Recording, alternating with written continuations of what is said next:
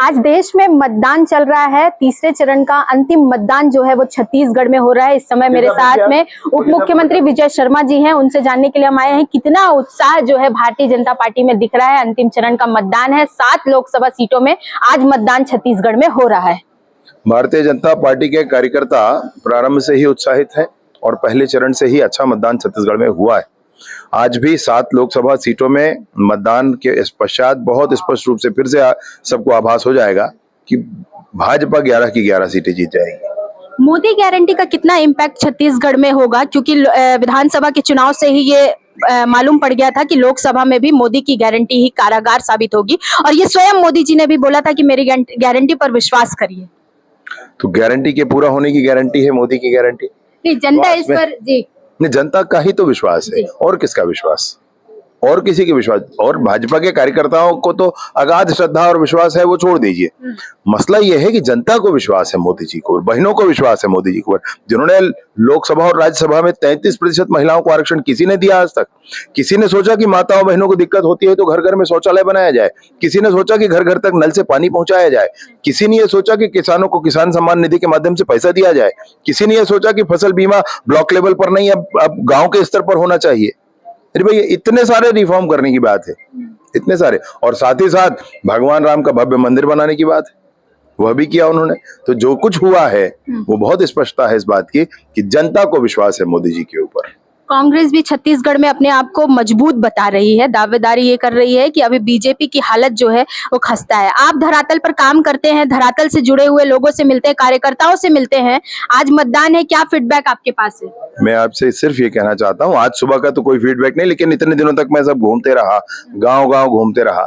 भाजपा का एक एक कार्यकर्ता गांव गांव, गली गली, घर घर जाकर एक एक मतदाता के सामने खड़े होकर के हाथ जोड़ करके मोदी जी के किए हुए काम, विष्णुदेव साय जी के किए हुए कामों को बता करके भाजपा कार्यकर्ताओं ने वोट मांगा है।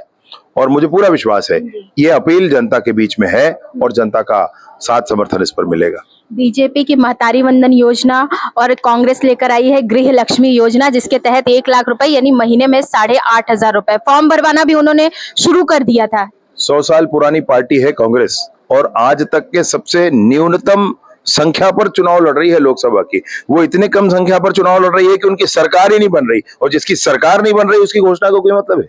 आप खुद सोच कर देख लें भाई, उनकी घोषणा का कैसे वो हेलीकॉप्टर देने की घोषणा कर दे हर घर में, कौन मना कर रहा है उनको? और जिसकी सरकार, भाई जिद पकड़े हैं राहुल गांधी, उनको प्रधानमंत्री बनना है। अभी कोई भी घर का बच्चा मैं जिद करेगा कि मेरे को मुख्यमंत्री बनना, तो उनको मुख्यमंत्री बना दिया जाए। पर टाइम लगता है भाई, समझना पड़ेगा, सीखना पड़ता है, मेहनत करना पड़ता है।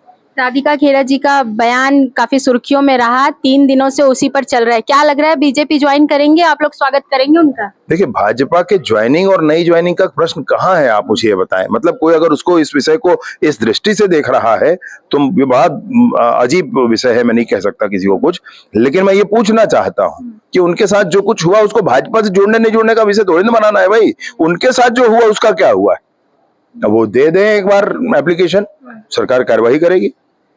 एक अंतिम सवाल है सर, छत्तीसगढ़ में अभी महिला आबादी सबसे ज्यादा है, वोटिंग के लिए प्रतिशत भी उनका ज्यादा है। क्या लग रहा है, रायपुर में सबसे कम वोटिंग अब तक होती हुई दिखी है, लेकिन अभी तक जो वोटिंग प्रतिशत है वो 30% के लगभग पहुंच चुका है। नहीं, रायपुर में भी अच्छी वोटिंग हो जाएगी, उसमें कोई संशय नहीं। रायपुर में तो वोट डालना आसान है, गांव में तो 1-2-3 किलोमीटर चल करके जाना होता है। रायपुर के लोग भी वोट करेंगे, इसमें कोई इशू नहीं। रायपुर के वोटर्स ने तो सोच रखा है कि बृजमोहन अग्रवाल जी को रिकॉर्ड वोटों से जिताना है करके। सर 1 बज रहे हैं, आप वोट के लिए थोड़ा सा अपील कर दें। मैं लोकतंत्र की मजबूती के लिए सभी से अपील करता हूं कि जरूर वोट करें, और भारत देश की आंतरिक और बाह्य मजबूती के लिए मैं अपील करता हूं कि कमल के निशान पर वोट करें। 400 पार का नारा रहेगा बरकरार? 400 पार हमारा लक्ष्य है, उसके लिए हम लोगों ने प्राण लगाया है। धन्यवाद सर। तो ये थे विजय शर्मा जी जो कह रहे हैं कि 400 पार का जो नारा था वो उस पर प्राण लगाए हुए हैं, और देखना ये होगा कि जब मतदान के रिजल्ट आते हैं तो वहां पर भारतीय जनता पार्टी कितनी सीटों के साथ बहुमत में होती है और कितनी सीटें जो हैं वो कांग्रेस की झोली में जाती हैं। निशा द्विवेदी, हिंदी खबर, छत्तीसगढ़, रायपुर।